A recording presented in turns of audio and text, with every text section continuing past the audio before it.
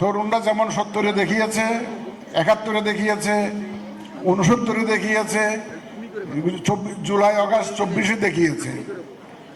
সুতরাং তার তরুণদের উপর ভর করে বাংলাদেশকে এগিয়ে যেতে হবে। আমরা আশা করি আমাদের যে নির্বাচন, নেক্সট যে নির্বাচনটা হবে, আমরা একটা ফ্রি ফেয়ার এবং ক্রেডিবল ইলেকশনের জন্য অঙ্গীকারাবদ্ধ। আমরা আশা করি এই তরুণ ভোটারদেরকে সাথে পাবো। তোমরা নিজেরা তো ভোট দিবাই এবং অন্যদেরকে ভোট দানে তোমরা উৎসাহিত করবা। তরুণরা সাহসের প্রতীক, তরুণরা এনার্জির প্রতীক, তরুণরা সৃষ্টির প্রতীক। তোমাদের যে ক্রিয়েটিভিটি, তোমাদের যে আইডিয়াস, তোমাদের যে এনার্জি, এইটা ছাড়া দেশ গড়া সম্ভবপর নয়। এবং তোমাদের এইগুলা যখন আমি ভাবি, আমাদের বিশাল তরুণ জনগোষ্ঠী রয়েছে, এটা আমাকে উৎসাহিত করে বাংলাদেশের ফিউচার সম্পর্কে নিশ্চিত হতে। এখন আমি আমার ড্রাফটেড স্পিচটা একটু পড়তে চাই, যেটা সবার জন্য নিয়ে আসছিলাম। এটুকু বাংলায় বললাম।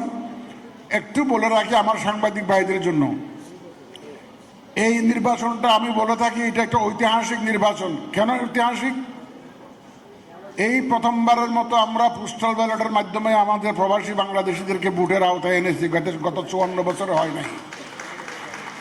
এই প্রথমবারের মতো যারা ভোট দান প্রক্রিয়ায় জড়িত থাকবে, ভোট নেওয়ার প্রক্রিয়া জড়িত, প্রায় 10 লক্ষ কর্মকর্তা কর্মচারী জড়িত থাকে, আইন শৃঙ্খলা বাহিনী সহ। এরা কোনোদিন ভোট দিতে পারতো না, এদের ভোটের ব্যবস্থা করতেছি আমরা পোস্টাল ব্যালটের মাধ্যমে। যারা কারাবন্দী আছে তাদের ভোটের ব্যবস্থা করতেছি। প্রবাসীদের কথা তো বললাম। আর সরকারি কর্মচারী যারা কনস্টিটিউয়েন্সির বাইরে যারা পোস্টেড, তাদের জন্য ভোটের ব্যবস্থা করতেছি। সর্বোপরি এইবার একটা গণভোট কিন্তু একসাথে একই দিনে করতে হবে। এই সমস্ত দিক থেকে এটা ঐতিহাসিক তো বটেই। আমরা যে সাহস করে নেমে পড়েছি, এই আমাদের এই সাহসী পদক্ষেপ এর সাথে তোমাদের যদি অংশগ্রহণ যদি থাকে, ইনশাল্লাহ আমরা সাকসেসফুল হব to deliver A free fair and credible election. ইনশাল্লাহ এটা আমরা একসাথে মিলেই করব। ইলেকশন কমিশনের একার পক্ষে সম্ভব নয়, সবাইকে নিয়ে আমরা এটা করব।